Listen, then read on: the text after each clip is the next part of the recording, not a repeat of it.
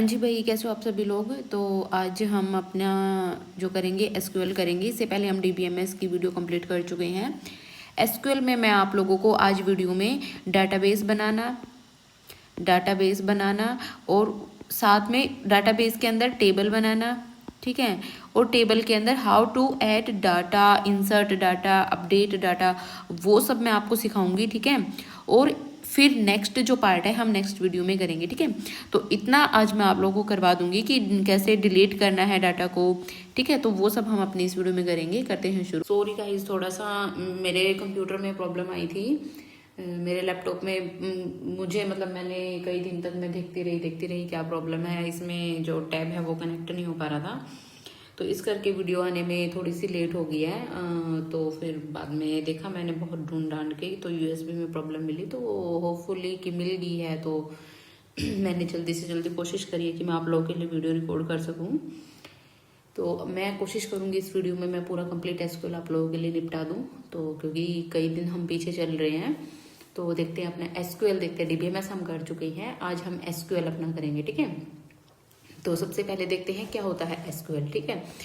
SQL जो है एक स्टैंडर्ड लैंग्वेज है, ठीक है, जो कि रिलेशनल डाटाबेस मैनेजमेंट सिस्टम है। जैसे माई एसक्यूएल है, ओरेकल है, एसक्यूएल सर्वर है, जो इसका यूज किया जाता है डाटा को क्रिएट करने के लिए, स्टोर करने के लिए, रिट्रीव करने के लिए, मैनिपुलेट करने के लिए। देखो अब हम जो है डीबीएमएस तो हम पढ़ चुके हैं, ठीक है। डीबीएमएस है, डीबीएमएस क्या है, एक स्टोरेज आप कह सकते हो कि डाटा को, जहां पे आप डाटा स्टोर कर रहे हो वहां पे डाटा को मैनेज करने के लिए, ठीक है। जैसे यहाँ पे आपका जो डाटा है वो आप आरडीबीएमएस की फॉर्म में स्टोर कर रहे हो, ठीक है। Relational data base management system, जिसमें कि जो डाटा है वो टेबल्स एंड रोज की फॉर्म में हमारा स्टोर हो रहा है, ठीक है। तो जो एसक्यूएल क्या काम करता है, एसक्यूएल क्या काम करता है, अब इसमें जो डाटा है वो भी तो स्टोर होने के लिए कुछ ना कुछ तो करना पड़ेगा ना, हमें कोई ना कोई ऑपरेशंस तो परफॉर्म करने पड़ेंगे। तो डाटा बेस में हमें अपने डाटा को स्टोर करने के लिए, उसमें से डाटा फिर वापस निकालने के लिए, या फिर डाटा को कुछ भी अपडेट करने के लिए, तो हमें किसकी जरूरत पड़ती है, किसी न किसी लैंग्वेज की। तो हमारे जो सिलेबस में दिया हुआ वो दिया हुआ है एसक्यूएल, तो एसक्यूएल को हम पढ़ेंगे, ठीक है। कोर एसक्यूएल सबसेट्स कौन कौन से हैं एसक्यूएल के सबसेट्स, जो बेसिकली हमारे जो सिलेबस में दिए हुए वो है डीडीएल और डीएमएल कमांड्स, ठीक है। एक डीक्यूएल भी है, सेलेक्ट कमांड, तो उन्हें भी हम देखेंगे। डीडीएल कमांड है जो किस लिए यूज की जाती है, ठीक है, use for defining and modifying the database structure. जो डीडीएल है ना, ये जो डाटाबेस का स्ट्रक्चर है, स्कीमा है, स्कीमा इससे पहले हम पढ़ चुके हैं। जो स्केलेटन होता है ना किसी भी डाटाबेस का, वो हमारा क्या होता है, स्कीमा, ठीक है। तो जब आप अपने डाटा को रोज की, कॉलम्स की फॉर्म में स्टोर कर रहे हो, लिख रहे हो डाटा में कुछ भी, तो वो हमारा क्या है, स्कीमा है, ठीक है। तो जब हम इस स्कीमा पे काम कर रहे हैं, ठीक है, स्कीमा पे मतलब कि आप डाटा को किस तरीके से स्टोर कर रहे हो, रोज की फॉर्म में, टेबल्स की फॉर्म में, ठीक है। जो आपका टेबल्स पे काम कर रहा है, ठीक है, डाटा पे काम नहीं करेगा ये। डाटा पे जो काम करेगा ना, डाटा पे जो काम करेगा वो हमारा डाटा मैनिपुलेशन लैंग्वेज करेगा। लेकिन जब स्कीमा की बात आएगी, जब स्कीमा जैसे स्ट्रक्चर की बात आएगी, तो फिर हम किसका यूज करेंगे, डाटा डेफिनेशन लैंग्वेज का। इसमें आपको धीरे धीरे समझ भी आ जाएगा कि वो क्यों हम यूज कर रहे हैं। तो सबसे पहले जब हम देखो, जैसे अब हमने हमारे पास एक डाटा पड़ा है, ठीक है, बहुत सारा डाटा पड़ा है, ठीक है। डाटा है हमारे पास, कुछ भी डाटा हो सकता है, मान लो वो स्टूडेंट से रिलेटेड डाटा है, ठीक है। हमारे पास स्टूडेंट्स के नाम भी पड़े हैं, ठीक है, रोल नंबर भी हमारे पास पड़े हैं, ठीक है, स्टूडेंट्स की जो क्लास है वो भी हमारे पास है। लेकिन हम इसे स्टोर कैसे करें, तो सबसे पहले हम क्या करेंगे, एक टेबल बनाएंगे। टेबल बनाएंगे तो हमने टेबल बनाई, तो वो क्या हुई, क्रिएट टेबल बनाई ना हमने, तो वो किस में आई, डाटा डेफिनेशन लैंग्वेज में। लेकिन जब आप यहाँ पे स्टोर करोगे, कि यहाँ पे आप क्या स्टोर कर रहे हो, रोल नंबर, यहाँ पे आप नेम स्टोर कर रहे हो, यहाँ पे आप क्लास स्टोर कर रहे हो, यहाँ पे आप सेक्शन स्टोर कर रहे हो, तो ये हमारा किस में आएगा, डाटा मैनिपुलेशन लैंग्वेज में। जहां पे डाटा की बात आए तो वहां पे हम डाटा मैनिपुलेशन लैंग्वेज का यूज करेंगे। जहां पे स्ट्रक्चर की बात आएगी वहां पे हम किसका यूज करेंगे, डाटा डेफिनेशन लैंग्वेज का। तो डाटा डेफिनेशन लैंग्वेज में कौन कौन सी कमांड्स होती है, क्रिएट कमांड होती है, अल्टर कमांड होती है, एंड ड्रॉप कमांड होती है, और भी बहुत सारी होती हैं। डाटा मैनिपुलेशन में इंसर्ट, जब हम डाटा को इंसर्ट करेंगे, सेलेक्ट करेंगे, और सेलेक्ट हमारा जो है डीक्यूएल में भी आता है, ठीक है। डीक्यूएल में हम इसे पढ़ेंगे, अपडेट हो गया एंड डिलीट हो गया। उसके बाद है यही सेम ही चीज मैंने दोबारा इसमें डिटेल में लिखी है, तो इसको भी देख लेते हैं एक बार। डीडीएल क्या है, इसमें क्रिएट करते हैं हम, अल्टर करते हैं टेबल के स्ट्रक्चर को, ड्रॉप करते हैं स्ट्रक्चर को, ट्रंकेट करते हैं, ठीक है। देन डीएमएल है, इंसर्ट करते हैं डाटा में, अपडेट करते हैं, डिलीट करते हैं डाटा में। डीक्यूएल में हमारा क्या आएगा, select command, use to query and retrieve data from the database. Select का यूज कहाँ पे होगा आपको अभी समझ में नहीं आएगा। अगर किसी को डाटा डीबीएमएस आता है, एसक्यूएल आता है पहले से, तो आपको समझ में आ जाएगा। अदरवाइज आप थोड़ा सा वेट करो, आप लोगों को आगे समझ में आएगा कि हम सेलेक्ट कमांड का जो है वो यूज कहाँ करते हैं, ठीक है। उसके बाद है फीचर्स, हम फीचर्स पढ़ लेते हैं। ये देखो ऐसे ऐसे क्वेश्चंस है ना हमारे लिए, क्योंकि देखो अगर हमारा जो पेपर है वो सिर्फ ऑब्जेक्टिव होता, सिर्फ ऑब्जेक्टिव होता हमारा पेपर, तो फिर फीचर्स पढ़ने की हमें इतनी जरूरत थी नहीं। लेकिन अभी हमारा पेपर सब्जेक्टिव है तो हमें फीचर्स पढ़ने की बहुत जरूरत पड़ेगी। तो जो फीचर्स हैं, स्टैंडर्डाइज लैंग्वेज है SQL, language SQL is recognized internationally as standard for relational database management system. Standard language relation database management system के लिए simple and easy to learn है। आप लोग देखोगे ना जब एसक्यूएल को करोगे, मतलब बहुत अच्छा लगेगा एसक्यूएल को करके। इसमें जब आप डाटाबेस बनाओगे, डाटाबेस में टेबल्स बनाओगे, आप खुद से भी करके देखना, मैं आपको कहती हूँ कि क्योंकि अब जब आप खुद से कमांड्स को लिखोगे ना, खुद से कमांड को रन करोगे, एग्जीक्यूट करोगे, तो आपके लोगों की क्लैरिटी बहुत अच्छी बनेगी उस चीज पे, ठीक है। तो simple and easy to learn है, पोर्टेबल है, आप किसी भी प्लेटफॉर्म पे इसे चला सकते हो, ओरेकल पे भी चला सकते हो, ठीक है। आप विंडोज में चला सकते हो, आईओएस में चला सकते हो, ठीक है। पावरफुल क्वेरिंग, पावरफुल क्वेरीज में क्वेरीज हैं जो कॉम्प्लेक्स क्वेरीज हैं वो भी इसमें यूज होती है, जैसे select command, where clause, group by, join, ये सारी इसमें क्या होती हैं, यूज होती हैं क्वेरीज। ये भी आगे समझ में आएगी कि सेलेक्ट का हम कहाँ यूज करते हैं, वेयर का हम कहाँ यूज करते हैं, ग्रुप बाय का हम क्यों यूज करते हैं और ज्वाइन का हम क्यों यूज करते हैं। ये अलग से टॉपिक है हमारे सिलेबस में। उसके बाद है डाटा मैनिपुलेशन। डाटा मैनिपुलेशन का क्या काम है कि जो भी हमारे पास डाटा हम स्टोर कर रहे हैं, इंसर्ट कर रहे हैं, अपडेट कर रहे हैं, डिलीट कर रहे हैं, वो सारा भी इसमें काम इजीली हो जाता है। तो वो सारा हमारा किस में आएगा, डाटा मैनिपुलेशन में। डाटा डेफिनेशन भी हम इसमें यूज करते हैं, creation and modification of data structures, ये सारे क्या है इसके फीचर्स हैं, ठीक है। सिक्योरिटी फीचर्स से बहुत मतलब सिक्योरिटी भी इसमें अच्छी होती है। ट्रांजैक्शन कंट्रोल, ट्रांजैक्शन कंट्रोल वैसे आप लोगों के सिलेबस में नहीं है, लेकिन थोड़ा बहुत आप इसमें कर सकते हो कि इसमें हम कमिट का भी यूज करते हैं, रोल बैक यूज करते हैं, ठीक है। उसके बाद है integration, works well with programming languages. जब हम पाइथन है जो, पाइथन को आप लोगों के सिलेबस में नहीं है, लेकिन पाइथन को हम एसक्यूएल के थ्रू भी कनेक्ट करते हैं, ठीक है। तो हम इसको जो पाइथन है, जो एसक्यूएल है, एसक्यूएल को हम अलग अलग जो लैंग्वेजेस है उनके साथ भी कनेक्ट कर सकते हैं एप्लीकेशन डेवलपमेंट के लिए। उसके बाद एडवांटेजेस, एडवांटेजेस क्या क्या है, एफिशिएंट डाटा मैनेजमेंट है, यूनिवर्सल यूसेज है, आप इसको कहीं भी यूज कर सकते हो, पूरे वर्ल्ड में यूज करी जाती है ये, ठीक है। works across multiple platforms and database systems ensuring compatibility, reduce complexity, simple syntax है ना, इंग्लिश लाइक है। तो ये क्या है, तो इससे फिर क्या होता है कि कॉम्प्लेक्सिटी हमारी कम हो जाती है, चीजें हमें अच्छे से हम क्वेरी को सीख सकते हैं। अगर कॉम्प्लेक्स होगी तो ऑब्वियस उसको समझने में टाइम लगेगा, लेकिन ये सारा एसक्यूएल है जो बहुत इजी है, तो इसको सीखना समझना भी आसान होता है। डाटा एक्यूरेसी एंड कंसिस्टेंसी भी बहुत अच्छी है, फ्लेक्सिबिलिटी भी बहुत अच्छी है, ठीक है। आप बहुत simple queries and complex operations दोनों का ही यूज कर सकते हो। इसमें स्केलेबिलिटी है, suitable for small applications as well as enterprise level system से। स्मॉल एप्लीकेशंस के लिए भी सुटेबल है और आप एक बड़े बिजनेसेस में भी एसक्यूएल का यूज कर सकते हो। सिक्योरिटी भी बहुत अच्छी है, कोई भी अनऑथराइज्ड एक्सेस हमारे डाटा पे नहीं हो सकती, पासवर्ड लगता है, ठीक है। कम्युनिटी एंड सपोर्ट है, वाइडली यूज करी जाती है। आप देखते होंगे कि हर जगह यूज किया जाता है एसक्यूएल का। आप कहीं कंपनी में कहीं इंटरव्यू भी देने जाओगे तो वो भी एसक्यूएल से क्वेश्चन पूछते हैं, क्योंकि बहुत मतलब बहुत जरूरी चीज है ये आईटी फील्ड के लिए, कंप्यूटर साइंस फील्ड के लिए। आपको ये तो पता होना चाहिए कि डाटा जो भी, जितना भी डाटा भी, कितना सारा डाटा जनरेट हो रहा है। अभी देखो आप फ्लिपकार्ट है, अमेजन है, या फिर रेलवे है, कितने ही सारे, मतलब हर एक ऑर्गेनाइजेशन का इतना सारा डाटा है, इतना सारा डाटा है। तो उस डाटा को स्टोर करने के लिए, मैनेज करने के लिए हमें चीजें तो चाहिए होंगी ना, तो उसके लिए हम किसका यूज करते हैं, एसक्यूएल का यूज करते हैं। बहुत वाइडली हम यूज करते हैं एसक्यूएल का, ठीक है। डेली का कितना सारा डाटा जनरेट हो रहा है एक एक ऑर्गेनाइजेशन का, चाहे वो छोटी से छोटी ऑर्गेनाइजेशन भी हो, वहां भी डाटा का यूज हो रहा है। सारा डाटा हमें क्या करना पड़ता है, स्टोर करना पड़ता है। और स्टोर फिर हम किसके थ्रू करते हैं, एसक्यूएल के थ्रू, ठीक है।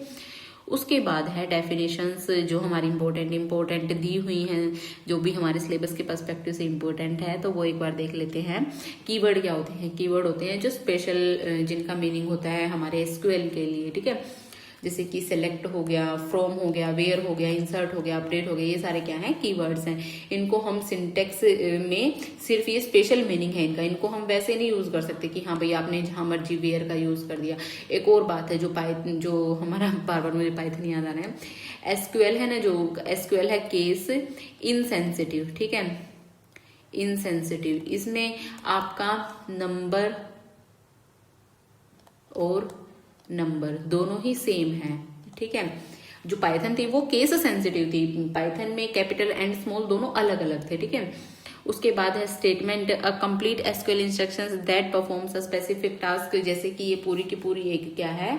स्टेटमेंट है। ये एक पर्टिकुलर टास्क को हमें करके दिखा रही है। सेलेक्ट स्टार फ्रॉम स्टूडेंट, जो स्टूडेंट नाम की टेबल है उसमें से सारा का सारा ये डाटा हमें क्या करके दे देगी? फैच करके दे देगी। जो स्टार करता है ना, स्टार सारा का सारा डाटा हमें निकाल करके दे देता है, ठीक है। उसके बाद है नेक्स्ट कमांड। कमांड जो होती हैं उनके थ्रू हम अलग अलग कमांड है, जैसे डीडीएल कमांड है, डीएमएल कमांड है, डीक्यूएल कमांड है। ये अलग अलग कैटेगरी की होती हैं। इनका यूज करते हैं हम डाटा को फैच करने के लिए, या फिर डाटा को इंसर्ट करने के लिए, डाटा को अपडेट करने के लिए। तो ये सारी हमारी क्या होती हैं? कमांड होती हैं। A type of SQL statement that belongs to a category. जो हमारी स्टेटमेंट है ना, जैसे ये पर्टिकुलर एक स्टेटमेंट है हमारी, लेकिन ये किस कैटेगरी से हमारी बिलोंग करी, किस कैटेगरी से बिलोंग करी? हमारी डीडीएल, डाटा डेफिनेशन लैंग्वेज। तो ये किस तरीके की कमांड है? DDL command. तो ये हमारी क्या होती है? कमांड होती है। अ टाइप ऑफ एसक्यूएल स्टेटमेंट, ठीक है, जो स्टेटमेंट है ना एसक्यूएल की, वो किस कैटेगरी से बिलोंग करी, वो हमारी क्या होती है? कमांड होती है। उसके बाद है clause. A part of an SQL statement that performs a specific function. जो एक स्पेसिफिक फंक्शन को परफॉर्म करता है उसे हम क्या कहते हैं? क्लाउज कहते हैं। जैसे वेयर क्लाउज है, वेयर क्लाउज का काम क्या होता है? रिकॉर्ड्स को फिल्टर करना। ये भी आपको आगे समझ में आएगा कि रिकॉर्ड्स को कैसे हम फिल्टर करते हैं। ऑर्डर बाय क्या करता है? सॉर्ट करता है रिकॉर्ड को असेंडिंग और डिसेंडिंग ऑर्डर में। ग्रुप बाय क्लाउज क्या करता है? जो भी डाटा है उसको आप जिस भी कंडीशन पे उसको ग्रुप उसके बनाना चाहते हो तो वो क्या करता है? ग्रुप बाय क्लाउज ग्रुप्स हमें बना करके देता है, ठीक है। उसके बाद है data types in my SQL. ये भी इंपॉर्टेंट है, आपके सिलेबस में दिया हुआ है अलग से ही। तो कौन कौन से डाटा टाइप होते हैं एसक्यूएल में? सबसे पहले आएगा स्ट्रिंग टाइप के डाटा टाइप। स्ट्रिंग टाइप के डाटा टाइप में कैर, वेर कैर आ गया, ठीक है। इसमें ना ये दोनों बहुत इंपॉर्टेंट है। इनके पे जो इसमें से कॉमन क्वेश्चन बनता है वो बनेगा कैर और वेर कैर में डिफरेंस बताओ। 4 नंबर का सीधा सीधा क्वेश्चन बनता है, ठीक है। A fixed length string of length n. जो फिक्स्ड लेंथ, जो कैर है ना, इनकी क्या होती है? लेंथ फिक्स्ड होती है। और वेर कैर है जो इनकी लेंथ है वो फिक्स नहीं होती, ठीक है, फिक्स नहीं होती। My SQL pads remaining space with right side spaces if the data is shorter than, ठीक है। इसमें क्या होता है कि अगर मान लो आपको कहा जाए कि आप 5 लेंथ का लिखो, ठीक है, जैसे कि आपने 5 लेंथ में स्टोर कर दिया दा, लेकिन 2 तो आपके बच गए ना, लेकिन ये जो 2 बच गए ना, ये मेमोरी को आपको मेमोरी रिजर्व रखेंगे ये, ठीक है। लेकिन वेरकैर में ऐसा नहीं है। वेरकैर में क्या है कि इसमें वेरिएबल लेंथ होती है, वेरिएबल लेंथ की स्ट्रिंग होती है। इसमें ये स्पेस को ऑक्यूपाई करके नहीं रखती। सिर्फ जितना डाटा इसको दिया जाता है, यहाँ पे दा दिया गया तो सिर्फ दा का ही स्पेस लेगी, बाकी का स्पेस ये कंटेन नहीं करेगी, ठीक है। It only occupies the space needed for the actual character entered. सिर्फ ये उतना ही स्पेस ऑक्यूपाई करेगी जितना कि इसमें एक्चुअल कैरेक्टर आप एंटर करोगे, ठीक है। न्यूमेरिक डाटा है, इंटीजर टाइप के होते हैं, फ्लोट टाइप के, इंटीजर टाइप के, नॉर्मल जो भी आपके डाटा होते हैं, ठीक है, 0 1 2 3 4 5, ठीक है, इस तरीके से। और जो फ्लोट टाइप के डाटा टाइप होते हैं वो कौन से होते हैं? Decimal numbers. उसके बाद है डेट टाइप का डाटा टाइप। डेट का आपने बहुत ध्यान रखना है एसक्यूएल में। जो डेट होती है ना वो ईयर, मंथ एंड डेट, इस तरीके से फॉर्मेट होता है एसक्यूएल में, ठीक है। उसके बाद है कंस्ट्रेंट। एसक्यूएल कंस्ट्रेंट कौन कौन से होते हैं? जो कंस्ट्रेंट होते हैं ना वो एक तरीके से रूल्स होते हैं कि आप पर्टिकुलर टाइप का डाटा ही आप एंटर कर सकते हो, ठीक है। जैसे मैं कहूँ कि आप मोबाइल नंबर एंटर करो, मोबाइल नंबर एंटर करो, तो मोबाइल नंबर में आप ABC तो एंटर नहीं कर सकते ना। आप इसमें सिर्फ किस टाइप का डाटा एंटर कर सकते हो? इंटीजर टाइप का डाटा एंटर कर सकते हो। तो ये क्या है? पर्टिकुलर कुछ ना कुछ रूल्स है। Constraint are rules and restrictions imposed on data values to ensure their correctness, ताकि जो है उनकी करेक्टनेस बनी रहे एंड मेंटेन डाटा इंटीग्रिटी, ठीक है। जैसे कि नोट नल, आपने कहा कि अभी मैं कहूँ कि क्लास के रोल नंबर लिखो, ऐसा तो नहीं हो सकता। अभी मेरी क्लास में मान लो 30 बच्चे हैं, ठीक है, ऐसा तो नहीं होता कि किसी भी बच्चे का कोई रोल नंबर हो ही ना। अगर किसी बच्चे के पास कोई रोल नंबर नहीं है तो इसका मतलब ये तो बहुत बड़ी मिस्टेक है। तो जो रोल नंबर का कॉलम है वो नोट नल नहीं होना चाहिए। तो वहां पे हमारा क्या यूज होता है, जब ऐसा टाइप का डाटा आ जाए ना, तो वहां हमारा क्या यूज होता है, नोट नल कंसेंट, कि ये नल किसी भी हालत में हो ही नहीं सकता, ठीक है। उसके बाद है यूनिक कंस्टेंट। अब रोल नंबर है, रोल नंबर को आप यूनिक भी रखोगे, क्योंकि एक ही रोल नंबर आप दो बच्चों को तो नहीं दे सकते हो, तो उसको हमें क्या भी रखना है, यूनिक भी रखना है। तो यूनिक हमारा जो है इस तरीके के डाटा पे काम करता है।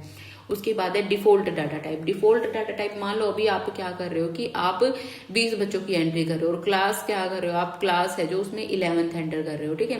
तो सभी बच्चों की क्लास 11th ही है ना, तो आप क्लास को क्या बना सकते हो, डिफॉल्ट बना सकते हो। उसके बाद है प्राइमरी की। प्राइमरी की क्या होती है, जो कि एक जो हमारा रिकॉर्ड होता है ना, जो भी हमारा रिकॉर्ड है उसको, उसमें जो रोज हैं, जितनी भी रोज हैं उनको यूनिक बनाती है, ठीक है। क्या बनाती है, यूनिक बनाती है। प्राइमरी की में कभी भी हमारी जो वैल्यूज हैं वो डुप्लीकेट नहीं हो सकती, ठीक है। प्राइमरी कीज में कोई भी, जैसे मान लो आपने कोई भी टेबल बनाई, आपने यहाँ पे रोल नंबर को प्राइमरी की बना दिया, ठीक है। यहाँ पे आपने एंटर किया 1, यहाँ पे एंटर किया 2, तो यहाँ पे आपकी कभी भी सेम वैल्यू नहीं हो सकती। आपने प्राइमरी की बनाया ना, तो यूनिक वैल्यू ही आपकी रहेंगी। यहाँ पे आपने 3 एंटर कर दिया, यहाँ पे आपने 4 एंटर कर दिया, यहाँ पे आप नेम एंटर कर रहे हो, यहाँ पे आप क्लास एंटर कर रहे हो, यहाँ पे आपने नेम कुछ भी एस कर दिया, ए कर दिया, बी कर दिया, एस कर दिया। अब आप देखो, अब एक तो ये रो बन गया आपके पास। अब क्लास है, मान लो सभी की 11th क्लास है, 11th क्लास है, ठीक है। तो जब आप देख रहे हो तो जो प्राइमरी की है, प्राइमरी की वजह से ही ये कॉलम यूनिक है। अभी देखो, एक कॉलम कभी भी दूसरे कॉलम के, सॉरी, एक रो दूसरी रो के साथ कभी भी पूरी की पूरी मैच नहीं हो सकती। जो प्राइमरी की है ना, वही जो हमारा रिकॉर्ड है उसे क्या बनाती है, यूनिक बनाती है, ठीक है। तो प्राइमरी की है जो, उसकी वजह से सारा का सारा हमारा रिकॉर्ड क्या है, यूनिक है। तो यूनिकली आइडेंटिफाइज ईच रिकॉर्ड, जिनको हम रिकॉर्ड भी कहते हैं, ठीक है।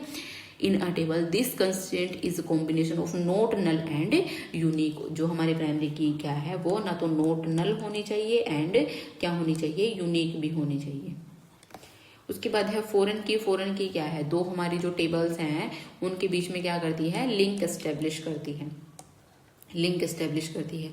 मान लो यहाँ पे प्राइमरी की है, तो ये यहाँ पे एज फॉरेन की हम यूज कर सकते हैं। दो टेबल्स को जब आपस में लिंक करते हैं हम, वो क्या कहलाती है, फॉरेन की। उसके बाद है, अब हम हैं जो अपने प्रैक्टिकल की तरफ बढ़ रहे हैं भाई, कि हम कैसे, देखो मैं आपको थोड़ा सा एक बार वैसे बता देती हूँ कि हम क्या करेंगे। अभी देखो, सबसे पहले मान लो हमारे पास, अभी मैंने बताया भी था कि कोई भी डाटा है, ठीक है। मान लो हमारे पास स्टूडेंट्स का डाटा है, ठीक है, स्टूडेंट्स का डाटा है हमारे पास। अब ये डाटा तो पड़ा हुआ है, लेकिन हमें क्या करना है, इसे स्टोर करना है। स्टोर करना है, स्टोर कहाँ पे करना है, इसमें स्टोर करना है, ठीक है। तो सबसे पहले हम क्या बनाएंगे, एक इसके लिए जगह बना लेंगे। जगह बना लेंगे तो इसको हम क्या नाम दे देंगे, डाटाबेस। क्या दे देंगे, डाटाबेस। तो सबसे पहले हम क्या बनाएंगे, एक डाटाबेस बनाएंगे। देन एक डाटा, जब ये हमारा डाटाबेस बन चुका है, अब हम इसमें क्या बनाएंगे, अलग अलग टेबल्स बनाएंगे, ठीक है। एक डाटाबेस में आप अलग अलग टेबल्स भी बना सकते हो, और फिर टेबल्स के अंदर हम क्या करेंगे, डाटा को स्टोर करेंगे, ठीक है। तो चलते हैं अपने प्रैक्टिकल की तरफ। सबसे पहले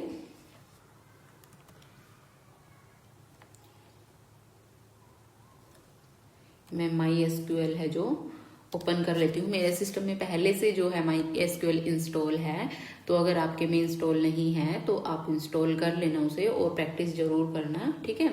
तो सबसे पहले इसमें हमें क्या करना पड़ता है, पासवर्ड एंटर करना पड़ता है, ठीक है।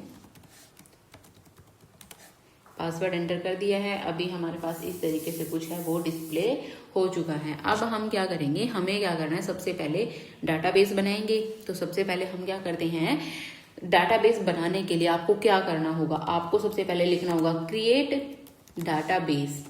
देन उसके बाद डाटाबेस का नाम लिखना होगा। मान लो अब आप किस तरीके का डाटाबेस बनाना चाहते हो, स्कूल नाम का आप डाटाबेस बनाना चाहते हो, ठीक है।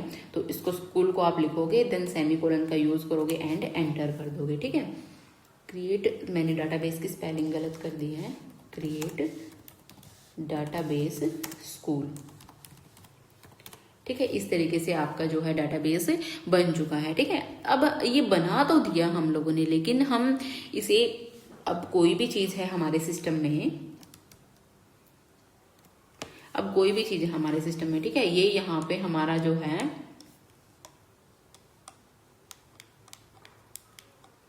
क्या प्रॉब्लम होगी। देखो, जब अभी ये हमारे सिस्टम में जो डाटाबेस है वो तो बन चुका है, लेकिन अभी हमें इसमें डाटा एंटर करने के लिए इसे ओपन तो करना पड़ेगा। ऐसे तो क्या पता हमारे सिस्टम में कितने सारे डाटाबेस है, अगर हमें पर्टिकुलर एक डाटाबेस में डाटा एंटर करना है तो हमें उसे क्या करना पड़ेगा, ओपन करना पड़ेगा, उसके दरवाजे तो खोलने ही पड़ेंगे ना। ऐसे ही थोड़ी उसमें डाटा एंटर, ऐसे ही एसक्यूएल को क्या पता कि उसे कहाँ पे जो है डाटा को एंटर करना है। ठीक है, तो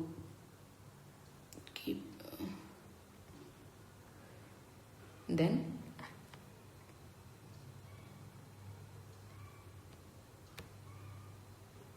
उसके बाद अब हम क्या करते हैं, अपने डाटाबेस को जो है ओपन करते हैं। ठीक है, उसको यूज करते हैं। ठीक है, यूज, उसके बाद डाटाबेस हमारा क्या बनाया है हम लोगों ने, स्कूल।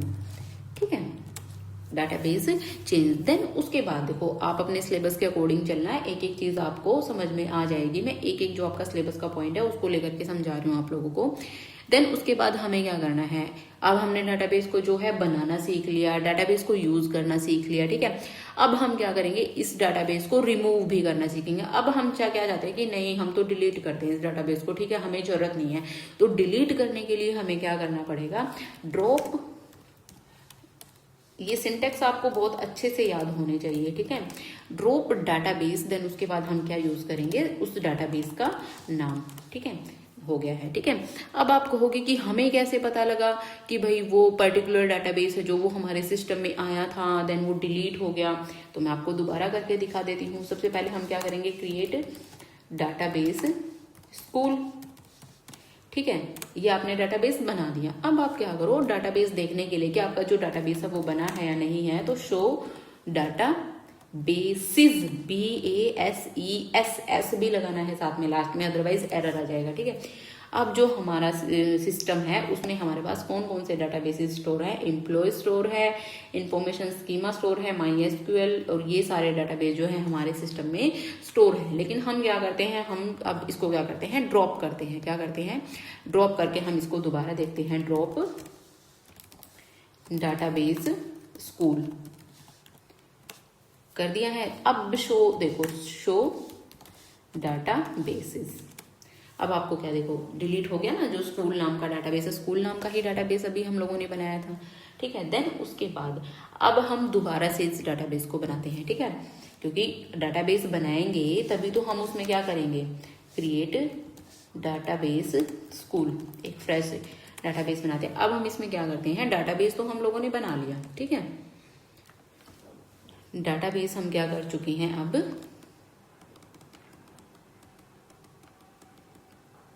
डाटाबेस तो अब हम बना चुके हैं। ठीक है, यूज भी कर चुके हैं उसे, देन उसके बाद देख भी चुके हैं डाटाबेस को। ठीक है, हमारे पास डाटाबेस आ भी चुका है, ड्रॉप भी करके देख चुके हैं।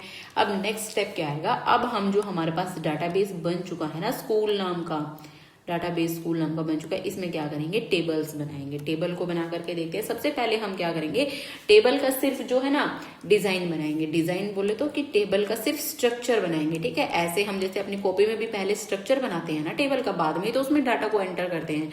तो सबसे पहले हम क्या करते हैं, एक टेबल का स्ट्रक्चर बना लेते हैं। ठीक है, स्ट्रक्चर ही बनाने के बाद ही हम क्या कर पाएंगे, उसमें डाटा को एंटर कर पाएंगे। अब हम क्या करते हैं, बनाने के लिए हमें क्या करना पड़ेगा, यूज डाटाबेस को यूज करना पड़ेगा, use school. Okay, then enter. Then उसके बाद अब हम क्या करेंगे, क्रिएट टेबल। देन उसके बाद टेबल, अब इसमें हम किस नाम से टेबल बनाते हैं, स्टूडेंट नाम से टेबल बनाते हैं। ठीक है, देन उसके बाद हम क्या करेंगे, इसमें क्या क्या एंटर कर रहे हैं, रोल नंबर, और ये किस टाइप का होना चाहिए, INTEGER। ठीक है, एंड नोट नल होना चाहिए, ये हमारा नोट नल, एंड साथ में हम इसको क्या भी बना रहे हैं, प्राइमरी की। ठीक है,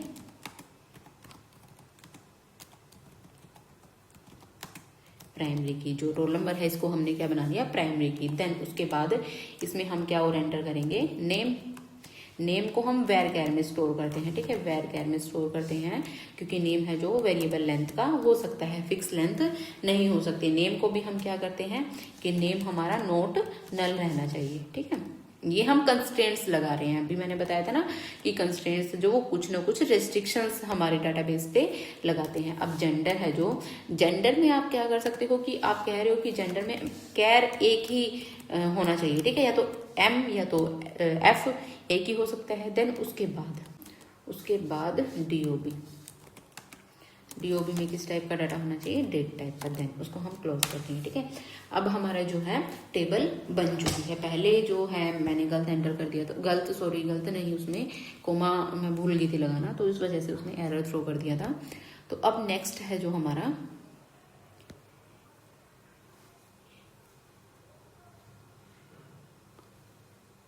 अब टेबल तो हम बना चुके हैं, ठीक है। टेबल जब हम बना चुके हैं तो इसके बाद क्या होगा,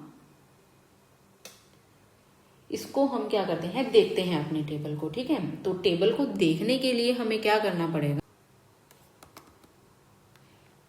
तो उसके लिए हम किसका यूज करेंगे, शो टेबल्स का, ठीक है। तो टेबल हम अपनी देखते हैं अपने डाटाबेस में, शो टेबल्स। टेबल हमारी डाटाबेस में क्या आ चुकी है, स्टूडेंट नाम की टेबल बन चुकी है।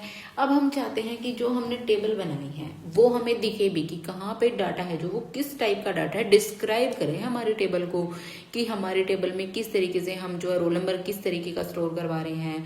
तो उसके लिए हमें क्या करना पड़ेगा, कमांड लगानी पड़ेगी, डिस्क्राइब स्टूडेंट।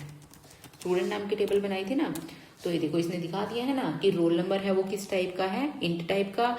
जो वैल्यू है इसमें वो नल नहीं होनी चाहिए, ठीक है। और की है वो प्राइमरी की है, रोल नंबर डिफॉल्ट वैल्यू कुछ नहीं है, ठीक है।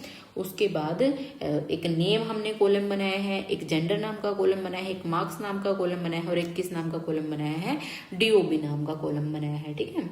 उसके बाद है अब टेबल, तो हम जो टेबल का है, जो टेबल को तो हम बना चुके हैं, ठीक है। टेबल को तो हम अपने डाटाबेस में क्रिएट कर चुके हैं। टेबल में हमारा क्या आ चुका है, सबसे पहले एक तो हमने क्या स्टोर करवाया है, रोल नंबर स्टोर करवाया है, नेम स्टोर करवाया है, जेंडर स्टोर करवाया है, मार्क्स स्टोर करवाए हैं एंड डीओबी स्टोर करवाया है। अब हमें क्या करना है, अपनी टेबल में जो है वैल्यूज को ऐड करना है, ठीक है। क्या करना है, अपनी वैल्यूज को ऐड करके देखते हैं हम अपनी टेबल को, ठीक है। उसके बाद है ये देखो, ये भी आपके सिलेबस में दिया हुआ है, आप अल्टर भी कर सकते हो टेबल को। अल्टर मतलब कि आप उसमें और कॉलम्स को ऐड कर सकते हो, डिलीट कर सकते हो। जैसे कि यहाँ पे दिया हुआ है अल्टर टेबल कमांड आप यूज करोगे एंड उसमें ऐड क्या कर दोगे, ईमेल को, ठीक है। उसमें ईमेल में आप क्या करोगे, वेरगैर टाइप का डाटा उसमें ऐड कर सकते हो, ठीक है। उसके बाद ड्रॉप भी कर सकते हो, उसके बाद उसमें प्राइमरी की भी ऐड कर सकते हो, ठीक है। प्राइमरी की को ऐड करके प्राइमरी की को रिमूव भी कर सकते हो इस तरीके से। उसके बाद है ड्रॉप भी कर सकते हो आप अपनी टेबल को, ठीक है। ड्रॉप टेबल स्टूडेंट, आप जब इसको ड्रॉप करोगे तो ये क्या हो जाएगी, आपके जो डाटाबेस है उससे डिलीट हो जाएगी। अभी हम इसको डिलीट नहीं कर रहे हैं क्योंकि अभी हमें क्या करना है, अपनी टेबल में डाटा को ऐड करना है, ठीक है। तो अब हम क्या करते हैं, अपनी टेबल में डाटा को एंटर करते हैं। तो सबसे पहले हम क्या करते हैं, टेबल में एक डाटा एंटर करते हैं। उसके लिए हमें क्या करना पड़ेगा, इंसर्ट इनटू स्टूडेंट एंड उसके बाद हमें क्या करना है, इसमें वैल्यूज को ऐड करना है, ठीक है। वैल्यूज इसमें हम क्या करते हैं, रोल नंबर हम सबसे पहले ऐड कर देते हैं 1, देन उसके बाद हम इसमें ऐड करते हैं नाम, देन उसके बाद हम इसमें ऐड करते हैं, हमारे पास नेक्स्ट क्या है, जेंडर, ठीक है। जेंडर में हम एंटर करते हैं, देन उसके बाद हमें एंटर करना है मार्क्स हम एंटर करेंगे 98, देन उसके बाद अब हमें क्या करना है, डेट ऑफ बर्थ ऐड करनी है। डेट ऑफ बर्थ का सिंटेक्स क्या था, सबसे पहले तो आएगी डेट, देन उसके बाद क्या आएगा, मंथ आएगा, देन उसके बाद हमारे पास क्या आएगा, डेट आएगी, ठीक है। उसके बाद हम क्या कर देते हैं, अपने इसको क्लोज कर देते हैं ब्रैकेट्स को। यहाँ पे इंसर्ट में INSER ये पूरा का पूरा ही इरेज करना पड़ेगा। इसमें एक भी वर्ड आपका छोटा सा भी गलत हो गया देन उसके बाद हमारा क्या हो जाता है, हमें दोबारा एरर आ जाता है, वो एरर थ्रो करने लग जाता है। ठीक है, स्टूडेंट वैल्यूज़ एंटर करेंगे तो उसमें क्या होंगी वैल्यू, सबसे पहले 1 roll number, then Amit, then उसके बाद हमें क्या एंटर करना है, जेंडर में हम एंटर करेंगे M, उसके बाद मार्क्स एंटर करेंगे, देन DOB 2011 एंड 25।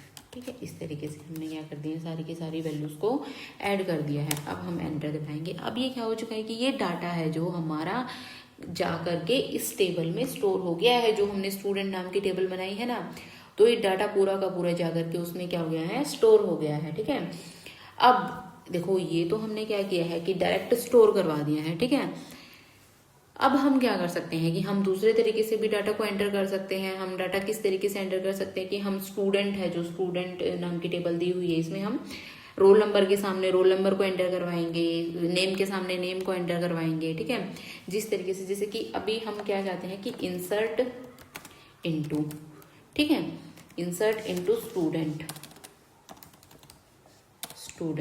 ठीक है, उसके बाद स्टूडेंट में भी कौन कौन सा कॉलम आप ले रहे हो, रोल नंबर, देन उसके बाद नेम, देन उसके बाद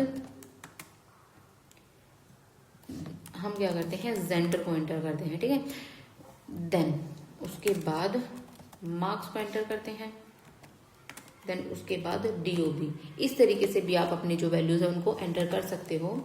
देन उसके बाद वैल्यूज एंटर करनी है। इसमें हमें वैल्यूज में हम एंटर करते हैं 2 roll number, then 2 roll number Sumit, then उसके बाद जेंडर एंटर करते हैं M, देन उसके बाद मार्क्स एंटर करते हैं, उसके बाद DOB एंटर करते हैं।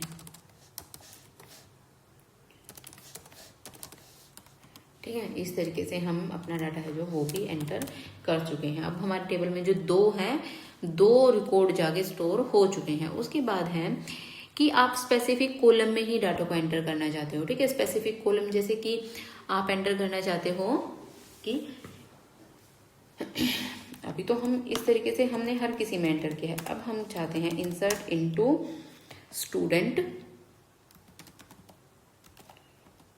ठीक है, स्टूडेंट में आप एंटर करना चाहते हो, सिर्फ रोल नंबर को एंटर करवाना चाहते हो। देन उसके बाद आप रोल नंबर तो देखो नल हो ही नहीं सकता हमारा, तो roll number, name and marks को एंटर करवाना चाहते हो बस। ठीक है, देन उसके बाद इसमें वैल्यूज आपकी जाएंगी, रोल नंबर में आप 3 एंटर कर दो। देन उसके बाद इसमें एंटर कर दो हर्षिता, देन उसके बाद मार्क्स में एंटर करवा देते हैं 96। इस तरीके से भी हम जो है वैल्यूज को एंटर कर सकते हैं। देखो अभी इसने ना कोई भी एरर नहीं दिया। क्यों नहीं दिया? क्योंकि जो हमारी रोल नंबर और नेम है ये तो नल हो ही नहीं सकते। ठीक है, तो इन्हें तो हम देंगे ही, इनकी वैल्यू तो हमें देनी पड़ेगी। लेकिन जो जेंडर है और मार्क्स और DOB ये हमारे नल हो सकते हैं, इसीलिए हमने जेंडर और DOB उसमें कोई भी वैल्यू नहीं दी। तो जब आप अपनी टेबल को देखोगे ना तो आपको दिखेगा कि हाँ ये टेबल में जो है वो डाटा है वो नहीं दिख रहा है। आपको मैं टेबल भी दिखा देती हूँ एक बार आपकी। Select star from student. अब आप अपनी टेबल को देख सकते हो यहाँ से। देखो आपको दिख भी रहा होगा जो टेबल आपकी टेबल में कौन कौन सा डाटा स्टोर हो चुका है। अमित हमने स्टोर करवाया, सुमित हमने स्टोर करवाया है, हर्षिता जो नाम का था हमारे पास उसमें हमने जेंडर में कुछ भी नहीं दिया था और ना ही DOB में दिया था। तो ये 3 रिकॉर्ड है हमारे पास जो हमारे टेबल में है स्टोर हो चुके हैं। अब हम क्या चाहते हैं, हम चाहते हैं कि ठीक है जेंडर है जो हर्षिता का उसको भी ऐड कर देते हैं, DOB को भी ऐड कर देते हैं। तो उसके लिए हमें क्या करना पड़ेगा, उसके लिए अभी हमने क्या करना है, अब हम क्या चाहते हैं कि जो हर्षिता नाम की लड़की है ना उसका जो है जेंडर भी हम एंटर कर दें। ठीक है, जेंडर भी हम एंटर कर दें, साथ में हम उसका क्या भी एंटर कर दें, उसकी DOB भी एंटर कर दें। ठीक है, तो DOB जब हम उसके एंटर करेंगे तो उसके लिए हमें क्या करना पड़ेगा, अपडेट कमांड लगानी पड़ेगी। कौन सी? मॉडिफाई करेंगे हम डाटा को, ठीक है। जो हमारे पास ये डाटा दिया हो ना, इसको क्या करेंगे?